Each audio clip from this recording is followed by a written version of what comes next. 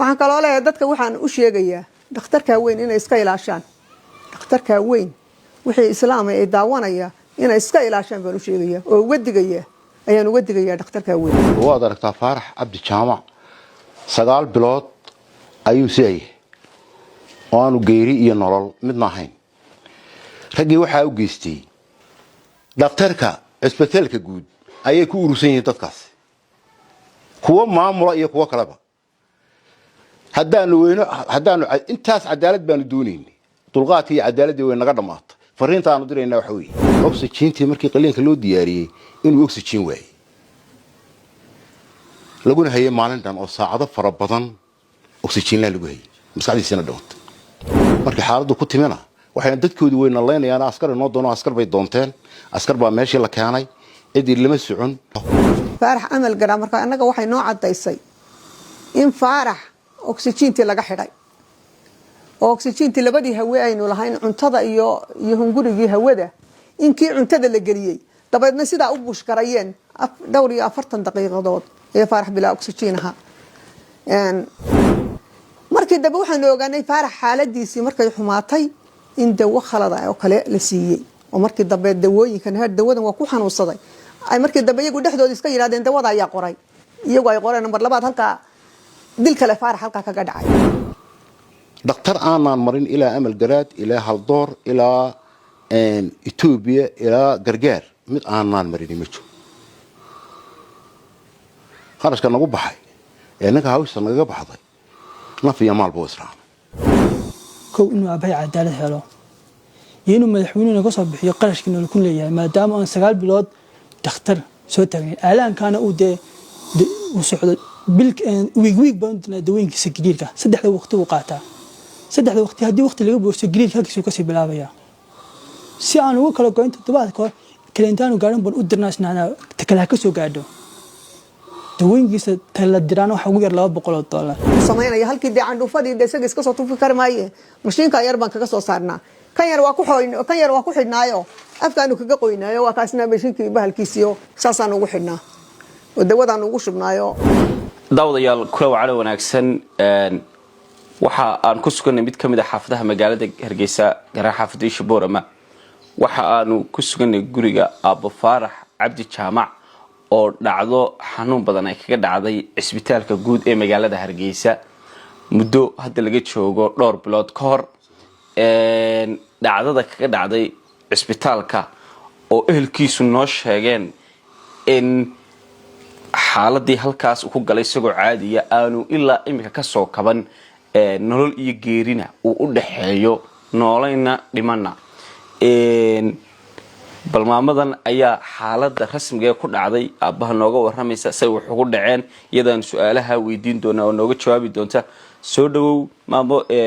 bal qisada ku dhacday Faarax iyo sida ay ugu dhacday iyo xaaladda dhakhtarka weyn ka qabsatay hadii annaga iyo bulshada faahfaahin ka siisid soo dhawow assalaamu calaykum raxmatullaahi barakaatu Cabdiraxmaan waa dhawahay Faarax waxa helay wiska caafimaad qabay annagu waxaanu ka nimid magaalada Ceergaabo ina yar ayaan qabadsiinay ardasawa Faarax waxa laale wuxuu qabay ma jirto adigu yara xameeti uu ka cabanayay maalmaha kamid aanu soo noqonay ayuu yara xanuunsaday hadduu xanuunsaday wuxuu tagay isbitaalka weyn ee Hargeysa waxa la yiri xameetidaas ku bugta waxa lagu yeeray qolada xameetida qaabilsan waxa loogu yeeray doctor maxay haytay Axmed la yiraahdo doctor Axmed wuxuu yiri dawada soo qaado soo noqo Faarax dawadii uu soo qaatay dib ayaan ugu noqonay waxa la yiri waa qaliin Faarax go'aan buu ku qaatay inuu isqalo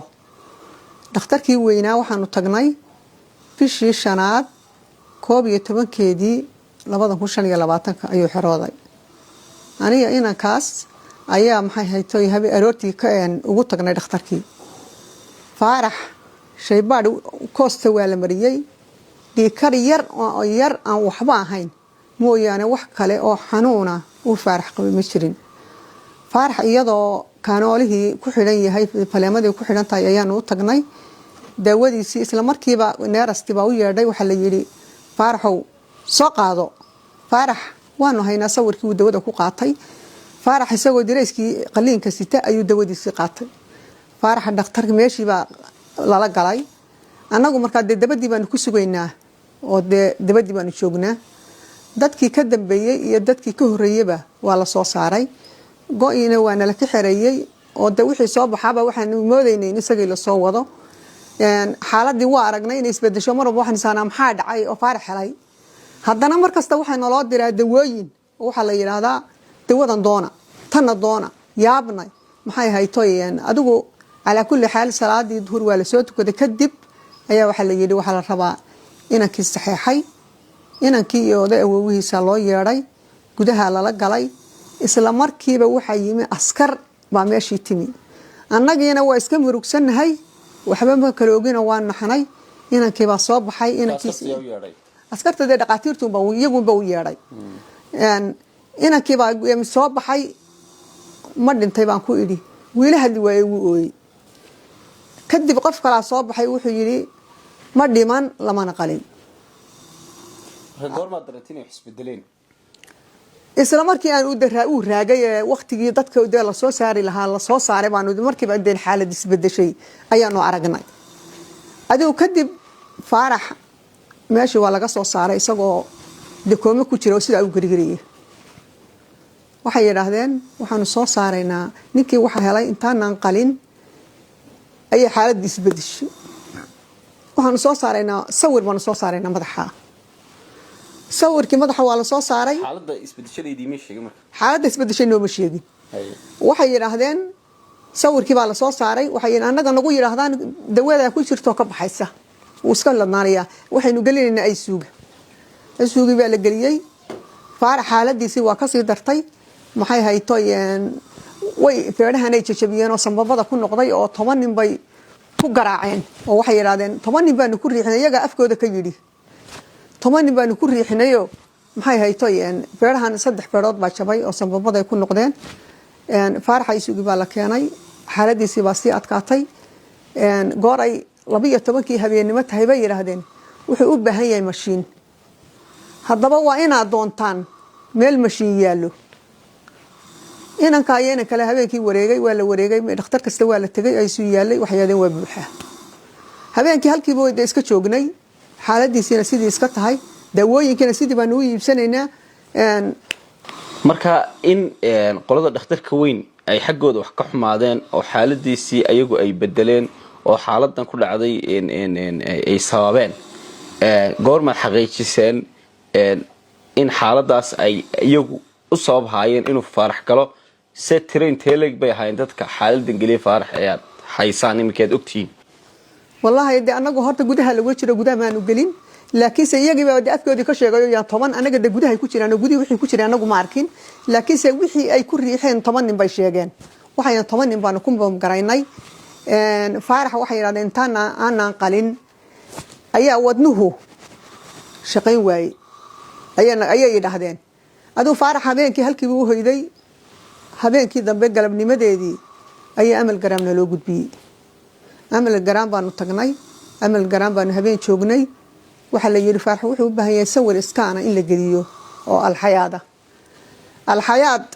ayaa maxay haytoy ayaa inaan nala socday wuxuu yiri waxaynu geynaynaa maadaama halkaa ninkiina di xaaladiisu xun tahay waxaynu geynaynaa hal mar baynu qaadaynaa waxaynu geynaynaa hal door faarax hal door baanu keenay isla mirirkiiba IC baa lagu xireeyay faarax 3 bilood ayuu horta koomadii ku jiray markii dambe waxay yiraahdeen maxay haytoyeen mashiinka halka kaga raagay halkana laga dalooliyay faarax amal garaa marka anaga waxay noo cadaysay in faarax oxygen laga xidhay oxygen labadii hawe aynu lahayn cuntada iyo hungurigii hawada inkii cuntada la geliyay dabadeedna sidaa u buush garayeen dhowr iyo 40 daqiiqadood ee faarax bilaa oxygen aha dabadeedna halkii uu faarax iska yaalay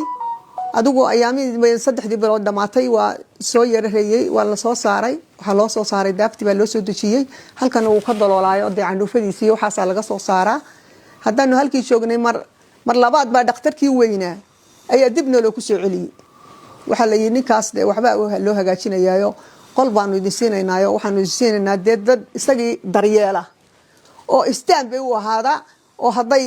stationtii loo sameeyay tahay dawooyinkiisa iyo wixiiba diyaar ah dhakhtarkii baa nala soo celiyay dhakhtarka 5 cishaanu joognay shanta cisho wax daryeelana haba yaraatee maanu arag dawada iyada sidii de qof kale oo de aanay dhibaato u geysan ayaanu iibsanayni faarax mar labaad halka dhibaato ugu geysteen oo dawooyinkii ay qorayeen annagu waa qaadnaa waa naloo dhiibaa waana soo iibinaa markii dambe waxaan ogaanay faarax xaaladiisii markay xumaatay in dawo khalad ah oo kale la siiyay oo markii dambe dawooyinkan dawadan waa ku xanuunsaday ay markii dambe iyagu dhexdooda iska yiraahdeen dawada ayaa qoray iyagu ay qoreen mar labaad halka dil kale faarax halka kaga dhacay faarax marka xaaladiisii sidii buu falay uu ka sii daray haddana waxay yiraahdeen waxa weeye inaa maaragtay qaadaan oo meel kale geysaan meel kale mashiinkii ayuu u baahan yahay inaan mashiin ma hayno inaa geysaan ninkeeda waa nin dee xaaladiisii aad u barakaysan tahay qayb baanu ku caranay waxaanu tagnay hal door oo dee meeshaan markii hore la macaamilay hal door baanu u tagnay waxaan ninkii xaaladiisii waa isbedeshay waxaanu doonaynaa dee inaanu soo celino hal door waxay yiraahdeen waxa weeye inay warqad ka soo qortaan nimankii sida dee wax u dhaceen kale soo qortaan waxaan ku yiri kadib baanu soo qoraynaa horta aan soo qaadno nimanku waxay warqad la soo qoro mooyaane maya halkaan ka qaadnay neurology baanu geynay neurology baanu markii baa isugu galgeliyay halkaas oo haddana dhowr bilood oo kale ku jiray faarax maxay haytay wax inta naga soo daba jooga wax cadaalad muu arag wax noo yimaada intaana maalinta bishii shanaad adigu 7-8 ayuu kiiskii bilaabmaday waxa noo yimaada iyo waxa naga soo daba jooga iyo waxba male isbitaalku maamulkoodii markii xaaladaas isku dhacday ma idin yimaadeen oo xaaladan inay wax soo dhaceen ma idin sheegeen ma ku dhaceen waxba dhacay waxa dhacayna waan baarayna waxa dhacmay waxba laal waxay nagu yaadeen ma jirto waxa laale waxay noo sheegeen haba yaraatay ma jirto waxay noo sheegeen markii dambe halkaas oxygentii waa naloo diiday oo way diideen oxygentii anuga waxaanu siin dhakhtar markaanu tagnay neurology inta ma aragtay ilaa dad intaas oo dhan dhakhtar ku jiray oo ICU ku jiray oo adduunkii de wax waliba soo dhamaadeen waxaan siinay idin ka caawimaan de oxygenta kaliya dadkii dhibaatada geystay oxygentiina way noo diideen maxay haytay faarax wuxuu ahaa shaqaale dawladeed oo macallin buu ahaa shaqada dawladii wax daryeel uu faarax ka helay haba yaraatay ma jirto marka waxaan leeyahay faarax cadaaladiisa ha helo faarax cadaaladiisa ha helo cadaaladii faarax cadaaladiisa ha helo dabadeedna markaanu aanu maxay haytay neurology waxaanu go'aansanay markaa inaanu qaadno oo ardasoobo geyno gariirkii baa joogsan waayay waxaanu markaa ku go'aansanay inaanu qaadno waxaanu samaysanay baasabooro diyaaradii baanu u tagnay wayna ogolaatay wax walba wayna aqbashay maalintaanu qaadaynay subaxdiina lala ballamay ayaan halka qaadnay ambulance baan kaga qaaday airportka ku geeyay markaanu sida gaarigiina naga yimi ayay yiraahdeen qaadi mayno halkii bay ku diideen halkii bay haddana noqotay gaari kale ku soo qaad haddana aanu ku celinay neurology markii dambe waxaanu haddana ku qaadnay ambulance wuxuu geeyay wajaalena waxa naga qaaday kii ardasooba rafaad aad u weyn xitaa isagii liitay annaga iyagiiba waxaan ku la soconay maxay haytoyeen aniga ina yar baa la soconay rafaadkii naga gaadhay ilaahum baa ogaa inankana markii hore aanu anagu xagga qabanaynay baanu isaga nidhi diyaaradda raaco naga sii horay oo isagana halka mustaqoyaal baan uga sameeyay oo isagu diyaaraddu raacay markii aanu tagnay arda sababa de faarax in oxygentii laga xidhay oo oxygen la'aan ku dhacday iyo intan oo de maxay haytoy sanbabadii iyo dhulkan oo de isku noqday feerihii jajabay iyo wixii oo intan de dhimaatin tahay ayuuba iyana noo sheegeen hase ahaatee gariirkii badnaa wuu nagaga soo joogsaday aradii lacagtii aanu siinay kala badhahaan bay qaadatay badhna waa noo soo celisay oo halkaana tacadib weyn baa halkaana nagaga dhacay marka dawladda xuquuqdayadii kamaanu helin weyna og wixii walbana way og yihiin madaxweynaha waxa la yiri warqad baa loo gudbiyay oo loo geeyay isla ayaamihiiba madaxweynaha noogama soo jawaabin waxa laalay wax jawaaba oo aanu ka helay haddana halkii baan ambulance ka soo qaadnay maxay haytay waa keenay haddana halkii buu ku xanuunsaday haddana dhakhtarkii baan dib ugu celinay haddana sankii tuubadii kaga jirtaa ku raagtay haddana waa dhakhtarka maxay hayto gargaar baan la soo tashanay oo waraaqii u geynay gargaar wixii halkaasaan uga sameynaya intaana dee qofkaas oo maxay hayto qaliin ma gelaya wuxuu yiri ha waa gelaya halkaas yar inta yar kaliya suuxinaya gargaar baa u soo sameeyay tuubaha dar caloosha kaga jirta waa keenay haddana halkiiba haddana ka xanuunsaday haddana neurology aan dib ugu celinay faarax markastaba dhakhtarkii baan ku sii wadnaa maxay hayto wixii isgacalku nasiinayeen iyo wixii aan dunida ka helo dhan waa naga dhamaadeen arda sababa 3,000 baan la kaga leeyahay oo inaan dhakhtarka joogay oo de isgaranayeen ayaa naga soo farsameeyay neurology-ga 2,200 baan la kaga leeyahay waxaana intaana wax cadaalada oo dawladda maanu arkin xaqiisina waa sida loo meerinaya waxaan kaloo leeyahay dadka waxaan u sheegayaa dhakhtarka weyn inay iska ilaashaan dhakhtarka weyn wixii islaam ay daawanaya inay iska ilaashaan baan u sheegayaa oo uga digaya ayaan uga digayaa dhakhtarka weyn marka intaasoo xaaladood baan ugu dhacday intaasoo dhibaato baan heshay walina waa kaas xaalka uu ku jira mana dhiman dee mana noola faarax halkaas ka aragtaan habeenkii halkaasaanu joognaayo 9 bilood hurdo ma naqaano caruurta intii waaweyneed waan wataa kuwii yaryaraana waan ka imi qolka yaroo kiradaana waa ku jirnaa waan ugu socdaa wixii qarashaad ahana waan uga dhamaaday wixii qarashaad ahaa ee gacalkii noo soo guray gacalku noo keeneen gacalkaana waxaan leeyahay ilaahay khayr badan haydi siiyo miisaankana xasanaadkana Allah idin saaro marka wixii waa naga dhamaadeen qarashkiina waa nagu socdaa maxkamadiina sidaas ay noola meeraysanaysaa faarax cadaaladiisi ha helo si degdeg ah faarax cadaaladiisi ha helo way waxa joogay isbitaalka marka xaaladna dhacayso maamulkii hore laga bedelay Soomaa maamulkii laga bedelay ba joogay ha isla markii aanu ayama joognay oo anagu hal door ku jirnay baa lagu tagay marka maamulkaasna kama garaabin dhacdadaas waxa laale wuxuu ka garaabay malaha waxa laale wuxuu ka garaabay ma jirto maamulkii cusbaana waa kaas isna waxa laale waxay noo yiraahdeen ma jirto waxa laale waxa oxygentii aanu ku xidhaynay bay noo diideen tii aanu ku xidhaynay hadeer faarax intaasu de waa dhimaad waxaan kaga soo saarnaa candufada mashiinkaasan kaga soo saarnaa ka ma oxygen waan ku xidhnaa markuu qufac badan buu leeyahay hada wax candufo ay ma iska soo saari maayo xagan de waxba la kama cuno afkan waxba kama qaato calooshan aanu anagu wax ka siinaa dabadeedna feedhaha kan de markiiba infection ba inta buuxa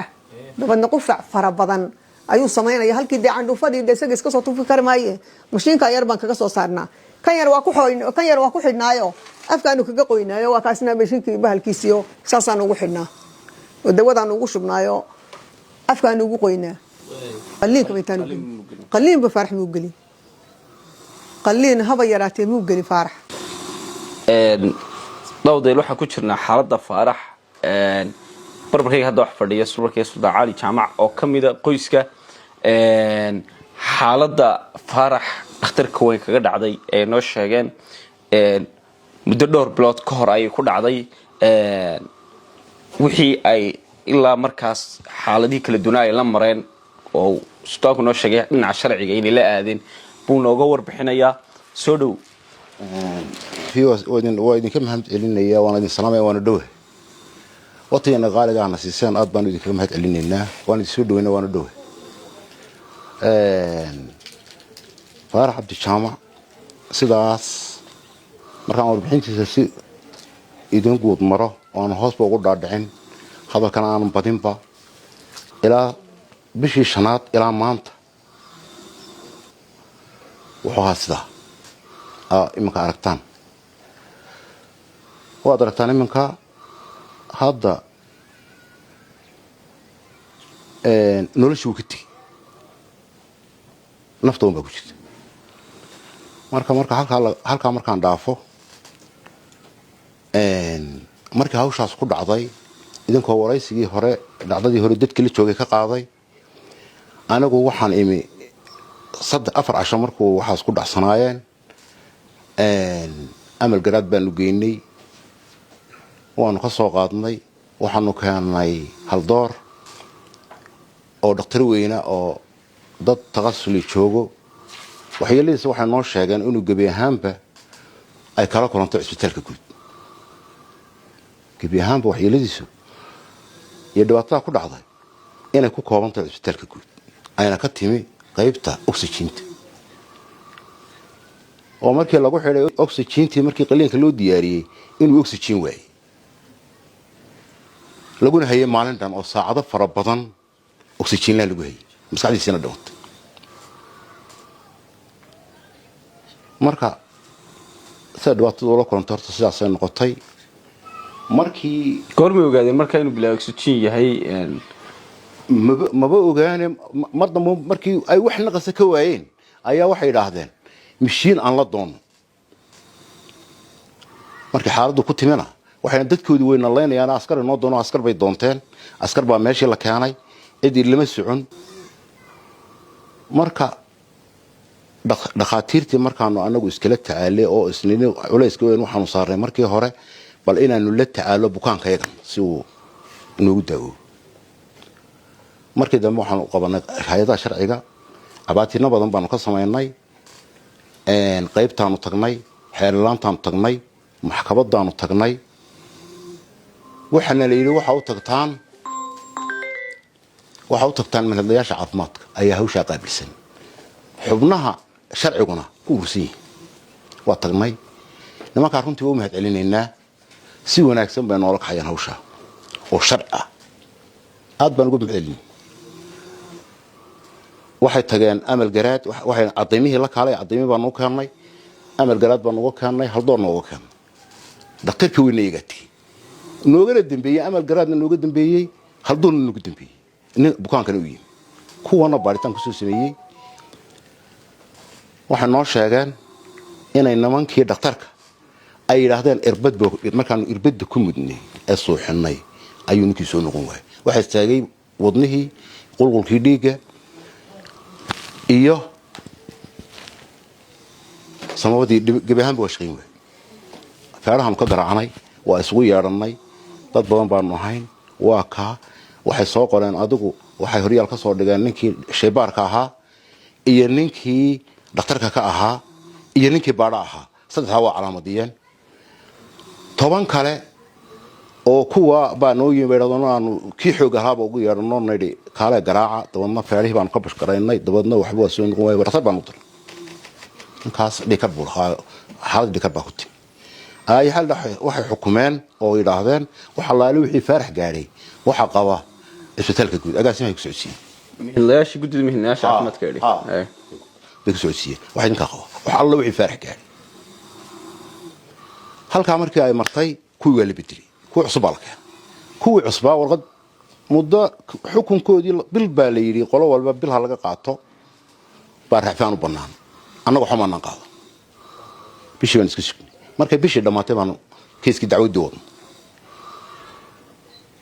waxay ambil baanu qaadan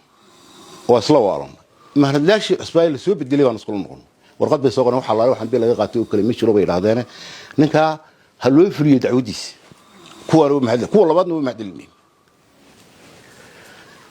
iyagu sharcigoodii waa dibadda u soo saareen waxna waa nimankaas wixii qaba waxa qaba sharciga isbeddelka guud waa la bedelay ninkii mid cusub baa yimi kii waanu u tagnay waxbaan idinla qabanaynaa buu yidhi waxba naalmu qaban agaasima cusub wuu baqay isaga laftiisu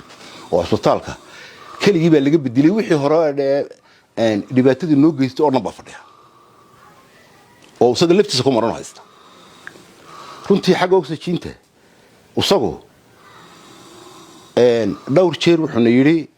xabadda oxygen-ta la siinaya markaanu nala geeyey markaanu ka nimiba runtii oxygen-ta wuxuu yidhi xabadda oxygen-taa siiya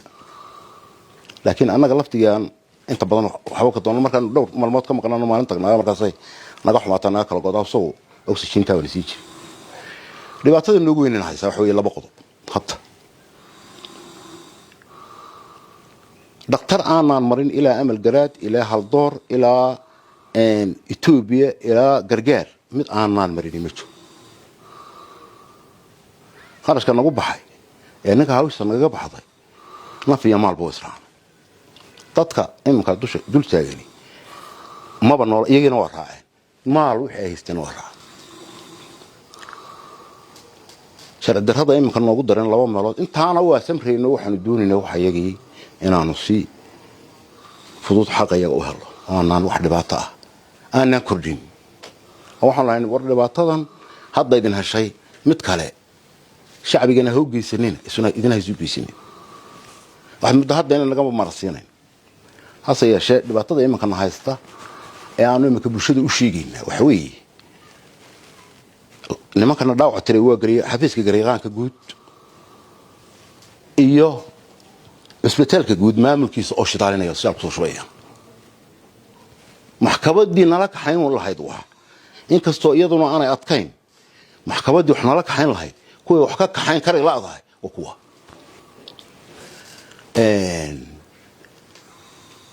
runtii annagu hadda fariinta aanu gudbinaynaa waxa weeye in iminka inaanu daalay fariintaanu hadda gudbinaynaa waxa weeye inaanu iminka aanu waxaygii sharci ku doonaynay sharcina aanu ku weynay intaas waxaasoo dhibaata annagoo qabna oo dul qaadanay wax waliba waa ka dhammaadeen nolosha dadku way liidataa noloshiisana waaba aragta alaa ayi xaal iminka fariintaanu gudbinaynaa waxa weeye haddii aan cabashadeeda dhibaatada nalo geystay ee baahsanee faraha badan haddaanan jawaab ka helin degdega waxay noqonaysaa inaanu sharci darro ku doono hayo hadda waxaad sheegteen tirada nimanka dee xaaladda markuu faarax gelayay dhakhtarka in tiro dhowra ay ahaayeen marka waa idinku waad haysaan xogta miyaa ciddii tiimka ahayd ee arinta faarax xaaladan gelisay wadii cadiin miyaa ciddii arrinta faaraxa gelisay haayo waa la hayaa way hayaanoo way joogaan dhakhtarkii bay joogaan haa waa la garanayaa laakiin annagu waxaanu go'aansanay inanaan baarbaarinoo dadkaa fooda isku dhifana waddadaan elmariya aanu waxayga ku helo oo haddaanu dadkaa fooda isla gallo dhibaataa nagu kala dhacaysa marka anigu u weyn dadkan faamiliga ninkan gacanta ku haya oo oday u ah waxaan aada u ilaalinayay in aanaan foodiba isla gelin ee waddadaan elmariyey waxayaga ya xaqayga naloo soo mariyo way ugu dambayntii jawaabta aad hesheen imika ee laydin siiyey muddo kadib maxay noqotay ilaa 6 xukun baa la soo maray nimankaas waa nala meeraystaan haddees ugu dambayn waxaa noogu dambayso aanu imika ku ballansanahay ya in dacwadii la xukumo imika oo loo soo diro wadaado xaaladiisa eega ayaanu ku ballansanahay haddaan wax iska bedelin oo imika xukunkii maxkamaddii ay rafaanku ka soo noqday tii gobolku ku soo noqday ugu dambaynta hadda hal taagan yahay in hadda xukunkii la qaado oo la gaadho oo la xukumo bisha 18keeda ayaanu ku ballansanahay faarax ayaa dhalay isna xogta arinta faarax ku dhacday ayuu ku kordhinayaa bal soo dhow abba ugu dhacay assalaamu calaykum waraxmatullaahi wabarakaatu magacaygu waa Saif Cabdiraxmaan iyo TV-giisana waan salaamayaa intaan ku daray waxay tahay aaba qaleenkii markuu ka soo baxay ay duurkii gaadhay ay sigu soo gudbiyeen ay sawirkii maskaxda soo saaray maskaxdiisu waxba ma qabto intan waa daw ka soo baxaya ay si wax nagu hayeen laba habeen oo ay dhaheen xaaladiisu way soo fiicnaysaa laakiin xaaladiisu ma soo fiicnaan way ka soo deyseen markii dambe waxay dhaheen markii wax kala waayeen macaan ba ku soo booday oo shay baareedeen haddana macaantii way waayeen annagana dir waxaan dhaheen horta idinku taw oo wax soo raastaan dhakhtar mashiin leh annagana kala ka dhaqaaqnay kow neurology aan tagnay wixii uu buuxaa waan ka tagnay waxaan tagnay royal wixii uu buuxaa waan ka tagnay waxaan tagnay haldoor isna wixii uu buuxaa waan ka tagnay amal garan baan tagnay wixii uu buuxaa saacadu waxay gaadhay 3 habeen oo u wareegnay waan soo noqnay waxaan ku neenay mashiinadu way wada buuxaan meel mashiin leh anigu ma jirtay idinka dhibaatadan geystay dhakhtar mashiin la noogu dira waayahay baan waa iska aamusan galabnimadii dambe waagi ma ku bari galabnimadii dambe ay amal garan noo gudbiyeen amal garan markuu noo gudbiyey habeen ku jirnay adigu amal garan waxay dhaheen sawir soo saaray maskaxda adigu calaa kulli xaal hal door baan keennay sida nala sheegay 3 bilood buu kooma ku jiray adigu hadalka markuu isku soo duuduubo koomadii ka soo baxay odayaasha adeeradu waxay dhaheen dhakhtarkii weynaa xaqiisa uga raadinaynaaye aan ku soo celino 5 habeen buu ku jiray halkan uu ka doolaa nadiifis buu u baahan tahay halkii baa isxidhay laabtii oo jajabneed 10 nin ku jajabiyeen efficienkeedii hay uu noqday waxaan ugu dhaheen aniga orda mashiin la geeysta hal door baan tagno xidheen reportkii ninka sababta deegaantay noo soo qoray anaga report laan ma qabanayno anaguna waa khalkhalsanayo odagin xaaladiisu isbedeshay indiis way saaday mar dhowr jees nafta ka baxday haddana waan ka soo carnay neurology-gan geynay neurology-ga markuu 3 bilood yaalay anaga iyo family hooyo waxaan isla go'aansanay inaan Ethiopia u qaadno maadaama oo koomadii ka soo baxay laakiin ay gariirkiisa xakameyn kari waayeen irbadu qaataa kinin buu qaataa gariirku joogsan waayay marka waxaan ugu leeyahay gariirka ma xakameyn karayno Ethiopia noo qaadno Ethiopia subaxnimadeedii markaan soo geynay xaaladiisu isbedeshay maadaama uu safar dheer soo galay laabtiina si xaaladiisu isbedeshay waxaan ugu leeyahay ICU ka maarmayo ICU geeyeen 8 habeen buu ku jiray oo mashiinada neefsiga dib loogu xiray 8 habeen ku jiray haddana wuu ka soo baxay ICU ka soo gudbiyeen waxay dhaheen haddii xaaladiisu sii yara bedesho kii mashiinada ku celinayna mashiinadii adigu kiisa ku noo soo gudbiyeen xaaladiisa iska dhacay noqotay waarkii markaa noo soo gudbiyeen horta gariirkii wuu joogsaday waxay dhaheen halkan inayno xaweeye maadaama ninkani markasta halkan isxirayso inaanu doontiina dib uga daloolino halkan calooshina ka daloolino aan dib u soo xino annaguna family dib uga shan wax ku niili aan iska qaadan maadaama uu suuxitaan labaad aanu gelin meeshina aanu meel deegaankiina aan ahayn sidii ilaahay ka dhigay noqon aan iska ceshino hargeysan ku soo celino tuubadii sanka ku raagtay dhakhtar gargaaran la tashanay wuxuu yiri soo qaada wuu eegay wuxuu yiri wanu sameyn kariya inta kaliya soo ana qalitaanka la galay oo dul taagnaa inta kaliya soo xiyay adigu alxamdulillah qalitaanka lagu guuleystay haddaba madaxweynaha waxaan ku codsanayaa marka koobaad inuu aabahay cadaalad helo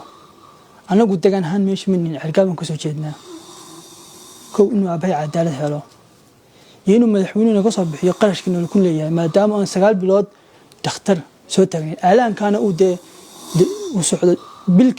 wiig baan dawooyinkiisa gariirka 3 waqti uu qaataa 3 waqti haddii waqti laga boorso gariirka halkiisu ka sii bilaabaya